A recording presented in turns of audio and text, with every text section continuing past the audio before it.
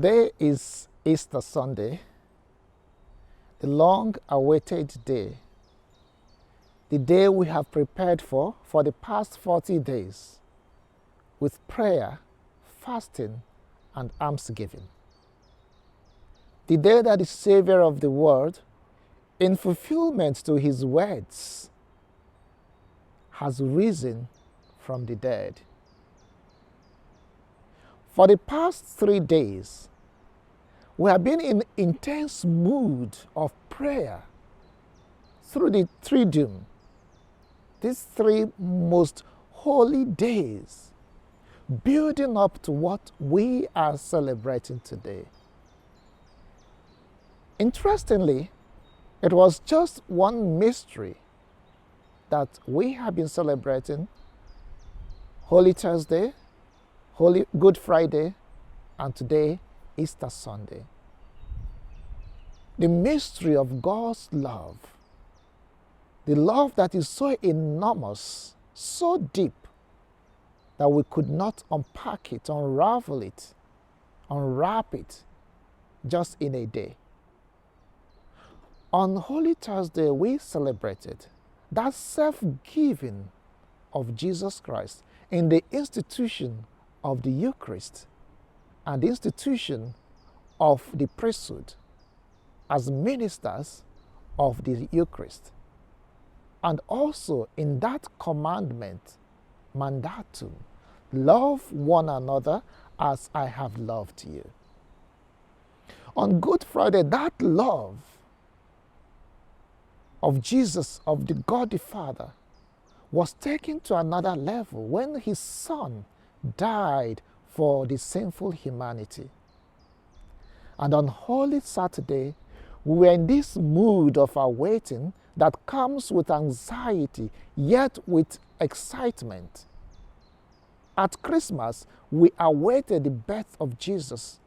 And on Holy Saturday, we awaited his rising from the dead. And now, in stillness, in joy, in gratitude, we are celebrating that rising from the dead in accordance, in fulfillment of his promise. Destroy this temple, and on the 3rd day, I will raise it from the dead.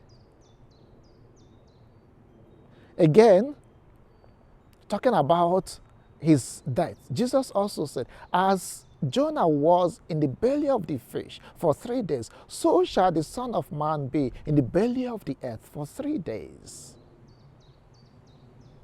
For Jesus, his rising from the dead is confirming that actually he was sent by the Father. It confirms that Jesus and the Father are one. It fulfills the promises, the prophecies about his death, his prediction of his death and the rising from the dead. It inaugurates the reign of Jesus Christ, seated on the right hand of the Father, and now reigns from heaven. From there he will come to judge the living and the dead. For us too, it gives hope that our own mortal bodies will be raised like his own glorious body. The rising from the dead of Jesus shows that death doesn't have the final say. We might be weighed down.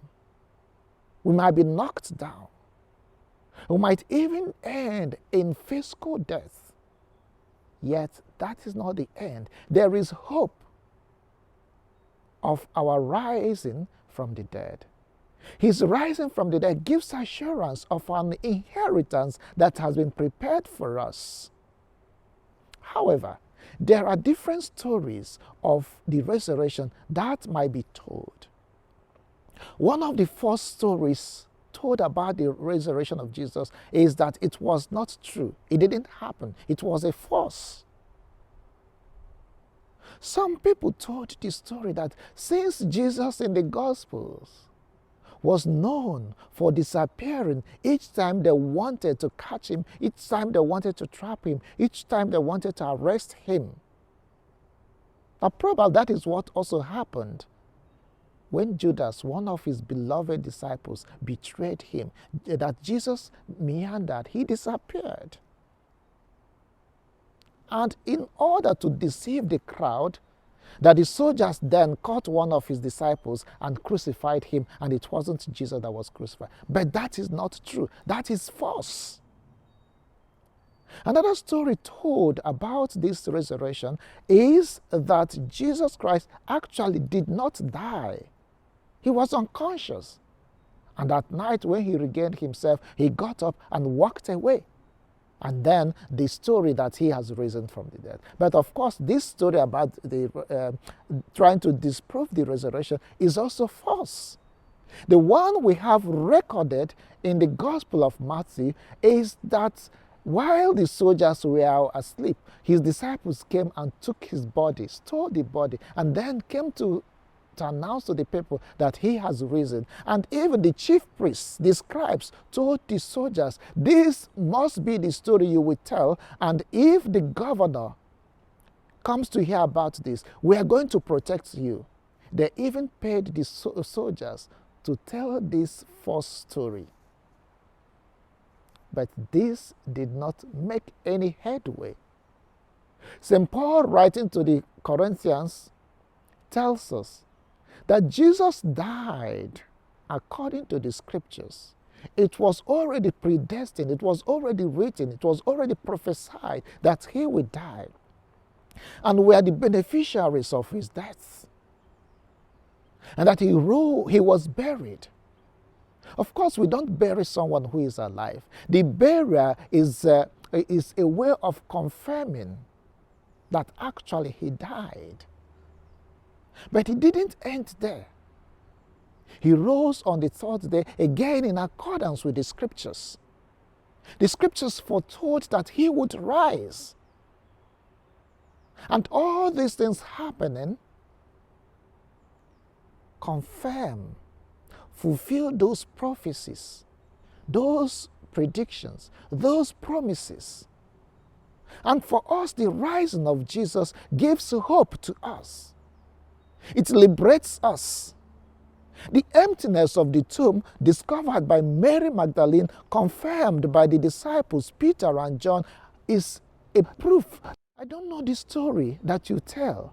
I don't know the story of the resurrection you believe. But for Christians, for believers, for those who have faith, this is a liberating story. This gives hope, a new hope, renewed energy to their preaching. St. Paul again will tell us, if Jesus did not rise from the dead, then our believing is useless. And they accepting it. Our hope in the resurrection becomes useless. He has risen. We are the beneficiaries. It brings us joy. It's a thing of joy. It gives us hope. We may be weighed down. We may be knocked down.